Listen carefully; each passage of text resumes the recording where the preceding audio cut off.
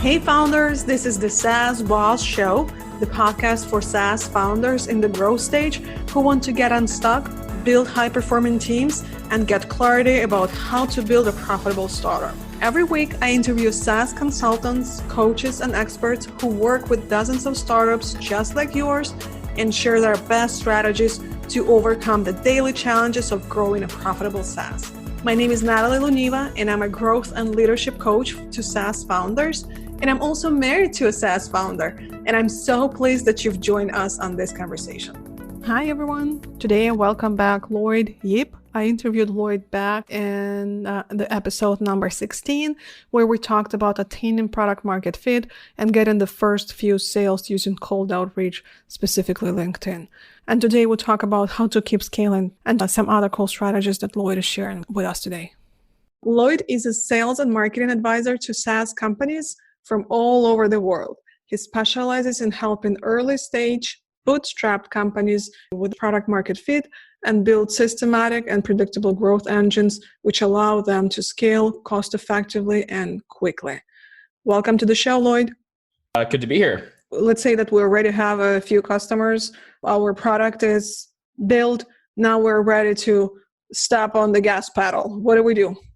So if you're selling something like super high ticket, it allows you to do things that are inherently a bit more expensive up front because you know that you're going to make it up on the back end. But if you're selling something super low ticket, then there's a couple channels that you can't even really consider because it's just not going to be efficient.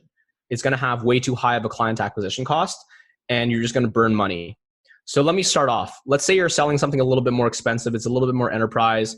You're making like recurring. You might be charging for the year upfront. It might be like $10,000 or more. In that situation, continue doing more manual based organic outreach. So things like emailing, things like LinkedIn, things like even DMing folks on Instagram. Because although this is a little bit more manual and it takes a little bit more time and you probably do have to personalize, it's worth it. Because every single time you get someone to agree on a phone call, the payoff is pretty significant. That's a very solid approach if you're selling something a little bit more high ticket. But if you're selling something really low ticket, I wouldn't necessarily discount the idea of still doing direct outreach because in the beginning, it's just really, really cheap. You don't really have much capital yet. You don't have much cash yet. The ability to do paid ads and whatnot is very, very limited just given your situation. But doing, say, like LinkedIn and email, maybe doing so at a little bit more of a scale so that you can touch more people. That's always a good thing. But then layering on other organic channels, which are very low cost to bring people into your pipeline. Things like lifetime deals, right? If you're selling something that's relatively inexpensive, get some cash flow in by offering like $100 or a $50 lifetime deal. And that's how you kind of populate your initial couple clients, your initial dozen to a couple hundred clients. Right? Also partnership strategies as well, because that's fairly organic. You also have to do like typical biz dev. So emailing people that are selling to a similar audience base, getting them to promote your offer in their email list and vice versa. Guesting on podcasts that are selling to a very relevant audience base. These are organic things that you can do. Very inexpensive, really no need to spend money on ads at all. If you're selling something lower ticket, because those channels inherently just draw more volume, then that's something that's really, really good. Facebook like community. When someone says organic, everyone starts thinking about SEO, search engine optimization. And that's not really what you're talking about. I like the idea of partnerships. That can be huge. But do not rely that you have a nicely designed website and that's what's going to start getting you some organic deals, right? Yeah, so SEO is really tricky because to make it work, you have to have a lot of content set up and it just takes too long. I don't like it when founders have to spend like months and months before starting to get like consistent clientele. If you're doing partnerships and you get that set up and you have your partner sending out an email blast to their list talking about your offering, that's immediately going to get you wins. Or if you're connecting with AppSumo or many of the numerous affiliate or lifetime deal sites, that's going to get you clients like immediately. But SEO takes like forever to build up. And To make it work, you got to have good content. And content creation takes like forever. Let's put it this way. SEO is not the 80-20 rule. It does not satisfy the 80-20 rule in the beginning.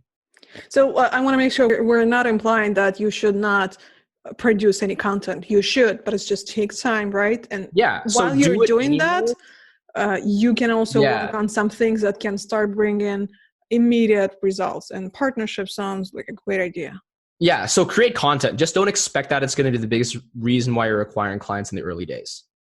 The only way that it's going to be generating like significant traction for you in the early days is posting content on really targeted communities.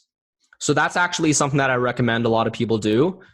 So if they're part of Slack communities, which are specifically around a topic and serves an audience that you can serve yourself with your offering, then potentially posting really helpful content there, which somehow leads back to your offering, that could work.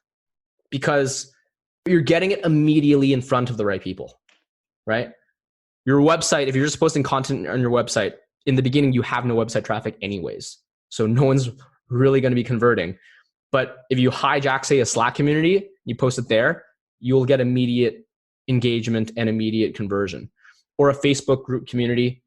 So for me, I sell the SaaS, obviously. So there's 1 million SaaS communities on Facebook with thousands and thousands of founders. I post my content there and I'll get immediate conversion there, right? So if you're going to be sharing content, by all means, put it on your website because you think it's going to be long-term beneficial for your SEO. But if you're looking for immediate conversion using content, your website's not going to be where it's generating immediate conversion. I like the idea of Facebook groups or other communities because some founders think that I should be posting on my Facebook page, which that's not the same. If you don't have any likes, no one's going to see that content that you're posting. If you can post it with like minimum amount of time that you put into it on your page, sure, please do. If you can set up cross posting, absolutely. But then if you have 100 people liking your page, 0 is going to see that. Yeah. And even if you have thousands of people who've liked your Facebook page, it doesn't matter because Facebook's algorithm doesn't care about Facebook pages anymore. So where the Facebook algorithm right now is actually pushing most people to is Facebook groups, because it's a way more natural way of communication. Facebook is pretty much pumping everyone into communities. Like you rarely even see Facebook page posts on your wall anymore, on your feed. It's very rare. So I wouldn't even really have people waste time on Facebook pages too much. The extent at which I use my Facebook page is like I just set it up more so that when I'm doing paid acquisition, I can do it through my Facebook page because you can't do paid acquisition through a Facebook group. Yep. And through your personal profile. So that's why. Yeah, and my personal profile as well. Like, so I set up my Facebook personal profile and make it so that my story is told there very clearly. My Facebook group, and I have a community that I run myself. And then my Facebook page is, just more for paid acquisition. Yep. Alrighty. So what are the next steps? We're trying to get past the 10K MRR, more like towards like 20, 30, 40K MRR. What are our next steps? So there's 2 things that really have to happen for you to hit that next threshold. So the first thing is that you got to make sure you're actually converting well at the bottom of the funnel, because we were alluding to this in the beginning. But if you're generating like a crazy amount of leads every week, but none of them are closing, then you have a massive gap there. So if you're selling high ticket, you really got to make sure that your bottom of the funnel sales process is tight. Meaning, do you understand the entire sales call process? Do you have a discovery call pitch that you're consistently doing? Do you understand how to articulate your value over a sales call? Do you have an effective demo? Are your sales skills good? I mean, in the beginning, the assumption is that you don't have a sales team or a salesperson. Maybe you have a co-founder who's a bit more business oriented. But if you're not that person, if you're the engineer, then you're going to have to just suck it up and learn how to sell yourself. Do you know how to sell? Do you know how to handle negotiations and objection handling? Do you know how to create urgency? Do you know how to tailor your demo so that it's relevant to whoever you're speaking with? Because frankly, a lot of people see a lot of demos and they pretty much fall asleep halfway through the demo because it's not interesting. If that's happening to you because you're not telling your story right, that's not good. We don't get to create more leads until we solve that, right? And the beautiful thing is, because we have at least the version 1 of a lead generation engine organically, which is like very low cost, then we'll have enough attempts to get our sales playbook better. But yeah, before we create the second generation or the second version of our lead generation system, which does even more volume into our pipeline, we got to really take that initial engine and use those leads to really refine the way in which you're closing deals. So how can we make sure that our demos are done effectively, and where do we learn to sell better on demos? Yeah, so I mean, that by itself could be a podcast episode. But if I was to really simplify it into its most constituent parts, the first thing is that if you don't discover well, your demo's not going to perform. Don't even go in thinking, oh, I'm just going to sell and I'm going to do it really, really well. Think about, okay, I'm on a call with someone who has a lot of problems. Let me actually just take the time to really understand what their problems are first before I pitch them anything. Let them feel heard. Make sure that you actually understand if they're even a good fit. Understand their dreams, their goals, their desires. And all of that will then allow you to have a much more tailored demo. Like, a mistake that people make all the time is that they're constantly just talking and talking and talking, and they're just showing product. And that's pretty much the entire conversation.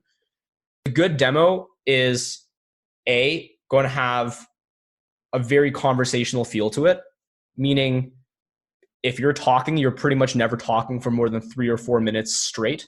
There's always going to be input from your client. The second thing is for sure that when you are, sharing your feature set, it's only going to be the feature set that is likely to be relevant to the client. So let's say you have 10 different things that you could technically sell. In reality, 7 of those features might not be relevant to your customers. So that's why the discovery is important. You figure out what are the couple of things that really, really matter to them, and then you just demo the features that are relevant. And the other stuff that you technically could talk about, maybe you just leave out because you know that it wouldn't be as interesting or relevant to their situation. So the last thing I would say is really focus on the benefits, because especially with more tech-focused founders, they just love what they built so much that they want to get into all the nitty-gritty, the integrations, the APIs, the whatever. It's like people really couldn't care less. They just want to understand, will your offering get them from point A to point B? Once again, if you discover what point A is and what point B is, it's going to make it easier for you, but your specs and your feature set, they're just a means to an end. What's the end? What's the so what? People need to talk about the so what way more than about the features and the product itself. Right. So talk about the benefits and not features. And it is so funny when I talk to founders and I ask them about their software or the tools that they've built. Every single time they start talking about with this super techy talk, and they share all the information about AI, API, and stuff like this, which, tell me what your tool is doing. Do not tell me how it's doing that, because I don't care, right? Yeah, no one cares. So if anyone's listening to this and you feel like this is a very harsh message, it is what it is. No one cares. So talk about it in a way which people will care. Show them how you're going to transform their lives and their business. And the same thing on your websites, because I often visit the websites of SaaS tools, and then what do you see there? Most probably it's not the benefit, but it's explanation of what tool is doing, which often is hard to understand even. So talk about, so I've heard about this exercise where you ask, so what? So when you ask, so what, enough times, then maybe you'll come to the final message that's going to be easily understandable to people that come on your website. Exactly. So the demo is a huge part of it. I would say it's a massive, massive part of having a playbook which actually converts. And if you can get your playbook to be converting at 30 to 40% win rate on cold traffic or cold leads, that's pretty solid. A a lot of people in the beginning, they're working mostly with like referrals or word of mouth and whatnot. They might be closing at 80% or 70%. Like, yeah, that's expected. Warm leads are always going to close more, but cold leads, if you can be closing those at 30 to 40%, that's pretty solid. So yeah, that's what I would be doing for something a bit more high ticket. You got to really figure out your closing ratios there. And if you're selling something a little bit lower ticket, it's a bit more tricky because you have to be doing your sales in a little bit more of a self-serve at scale manner. Let's say you're doing like free trials, right? Like, do you have a solid free trial to paid trial conversion, or a solid free trial to like paid user conversion? Or do you have like an upsell engine, which is consistently getting people from just like a forever paid free plan to like eventually a paid plan? So those are the things that you're looking at instead from a metrics perspective. And there's like a whole host of things that you can do there, which will allow you to be converting more people at a higher package rate or a higher tier. So yeah, once you get that nailed down and you are predictably able to convert a certain number of leads into a paid plan, then you can justify getting more leads into the pipeline.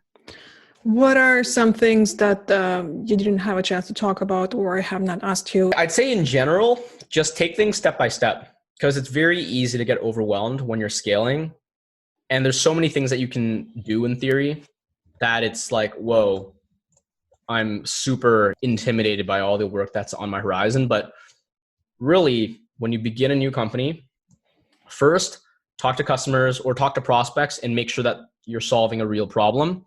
And then once you know you're solving a real problem, build something that can solve it and give it to people to see if it's actually solving the problem. And then once you know it's actually solving people's problems, generate some more business organically and don't go crazy. Just choose like 2 or 3 channels at most.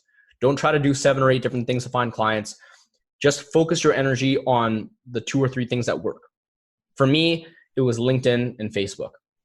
For you, it might be lifetime deals and partnerships. Pick the 1 or 2 that works and focus your energy on those 1 or 2 things because it's going to make it simpler for you. And then once you have a certain amount of leads coming in, just like really focus on making sure that those leads are converting. And that's all you need to worry about. So at any given point, you're really only focusing on 1 or 2 things. And that's how you keep your business simple, right? You're never trying to, I'm trying to improve my product and I'm trying to hire a sales team and I'm trying to improve my closing process and I'm trying to do like 4 other things at the same time. That's when things get impossible for a founder. Just 1 or 2 things at any given point and just follow the roadmap.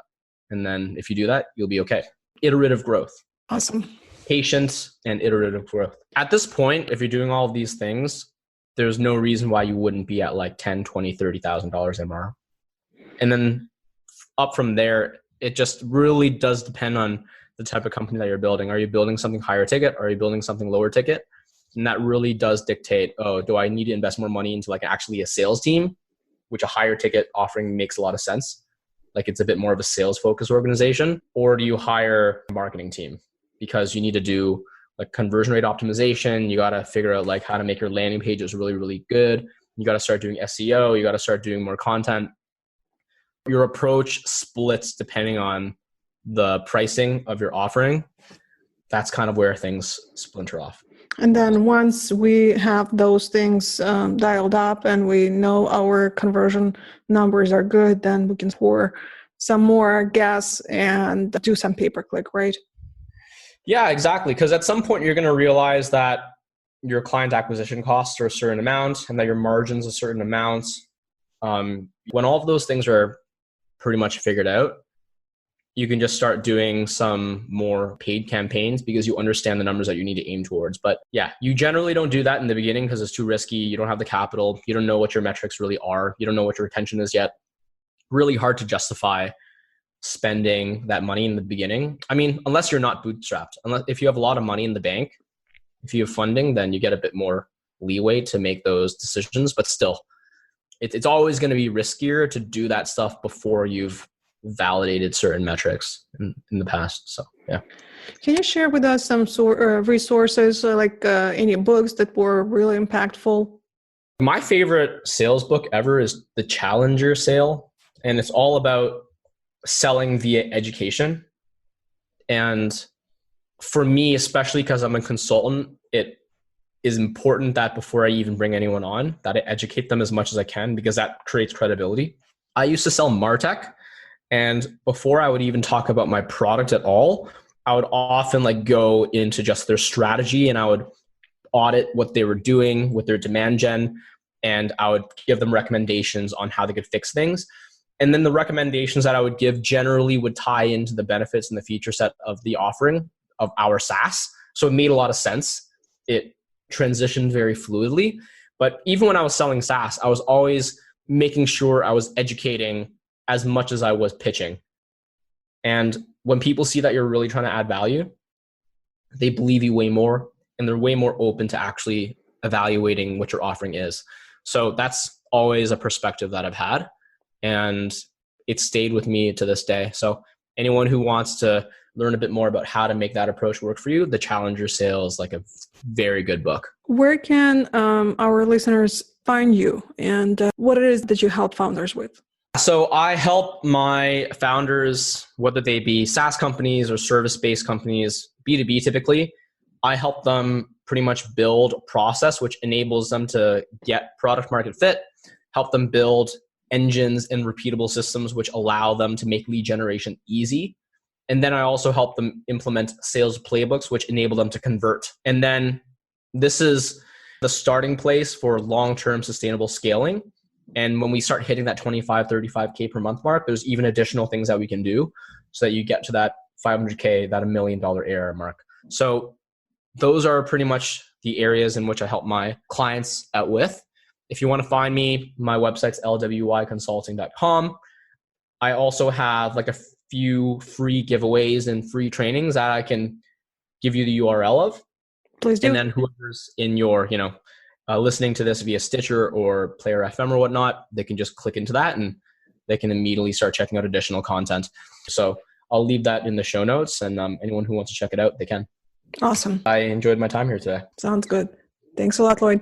Cheers. And that's it for this episode. For those tech founders who have a remote team, I have a question. Do you find yourself that it's much faster for you to do things by yourself than waste all of that mental energy delegating tasks to someone? And so you either don't hire anyone, or if you already have a remote team, you're guilty of doing those tasks by yourself, because there's just so much energy goes into delegating the tasks and then just managing people. Are you able to take a few days off and not be worried that your servers will go down or your support is going to blow up? What if you could work on more strategic, important things and let your team fix the bugs? If you only started building your team in the last couple of years, I guarantee that you are making lots of mistakes that hinder your growth without even realizing that. Oftentimes, you, the founder, may end up being the bottleneck to your team's success. That is definitely hard to swallow, but it's true. But also look on the bright side, this is also the easiest problem for you to fix, because you are in control of how to fix it. I'll be launching soon a program that will help tech founders improve your team performance, and as a result, remove the roadblocks to scaling your SaaS just by improving your operations and team dynamic. This is really the shortcut. To be notified when it's live, go to my website, natalieluneva.com/team. natalieluneva.com/team.